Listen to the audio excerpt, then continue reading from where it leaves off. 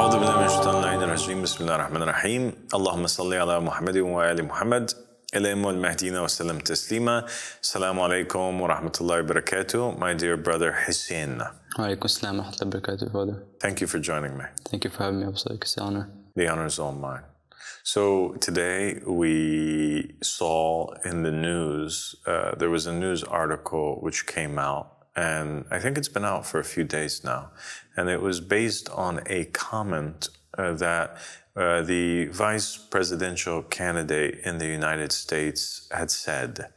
And basically he said, I am afraid that people are going to, meaning the US citizens, are going to lose faith in democracy if Trump wins, okay?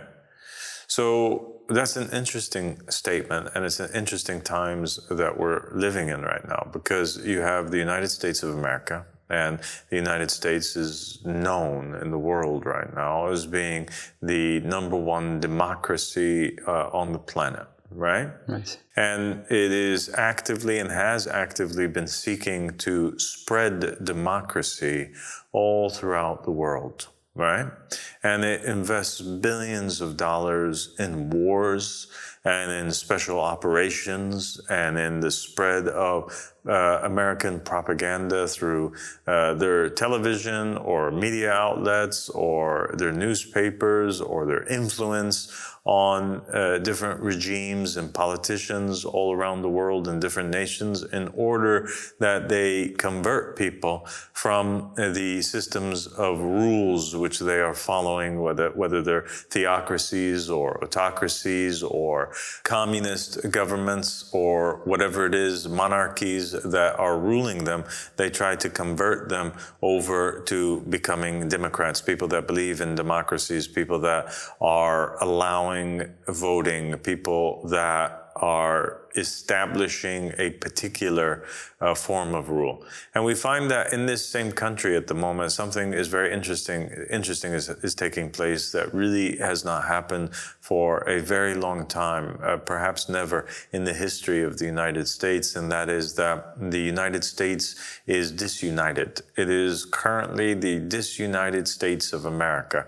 They are not united on the direction whereby they want the country to go. And they are not united on the candidate or the individual that they want to lead their country. Half of the country, and that's why all the polls are saying that it is so split in the center, that all of the polls are saying that the election is going to be neck to neck. It's going to be extremely tight and close. It could go either way. Half of the country want the Democratic candidate Kamala Harris to win, and half of them want Donald Trump to win. And the vice presidential candidate made this statement saying that he's worried that if Trump wins, that Americans will lose faith. Not just Americans, but people in general will lose faith in the democratic process. And what is he saying? He's saying that the people, if Donald Trump won, he's worried that they will lose faith in the concept or the idea that the majority of the people can always make the right decision. They will lose faith in this idea that the people are always right. They will lose faith in the idea that the choice of the majority of mankind is a choice that is infallible, that will always lead to goodness, that the process itself is one which is almost divine, that requires us to put our faith into it as we would put our faith into a religion.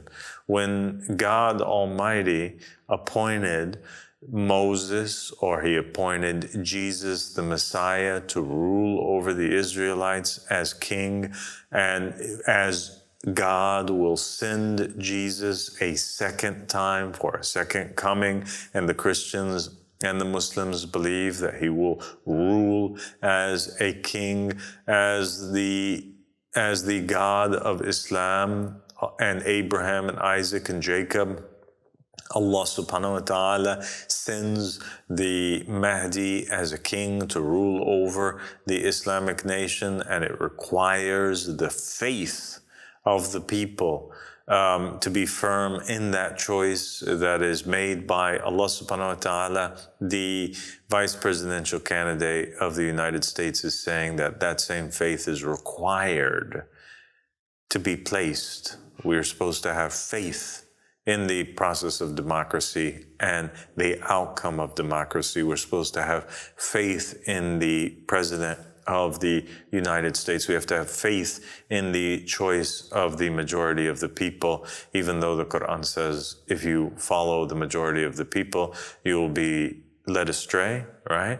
And even though the Torah and the Gospels make it explicitly clear that the people, when they choose somebody, they always choose the criminal, they always choose the wrong candidate, right? Somebody who is not appointed by God. And this was demonstrated in the New Testament, as we've stated before, in the choice that the Jews made between the release of Barabbas, versus the choice of releasing Jesus Christ, their Messiah that was sent to them by God.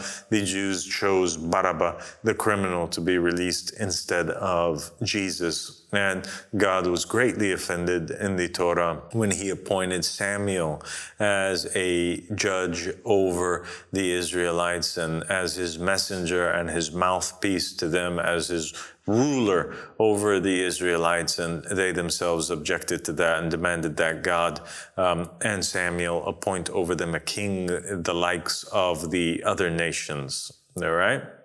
So I just think that that's an interesting point that we point out for our viewers. Really is, yeah. Thank you so much, Hassan. Thank you, Sadiq.